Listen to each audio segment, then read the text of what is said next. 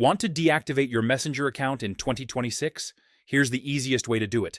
First, open the Messenger app on your phone. Tap the menu icon to open your settings. Scroll down and select Account Center. Now tap Account Settings. Next, go to Personal Details and then Account Ownership and Control. Tap Deactivation or Deletion. Select your Facebook account. Remember, Messenger is linked to Facebook, so make sure to choose Deactivate Account, not Delete. Tap Continue.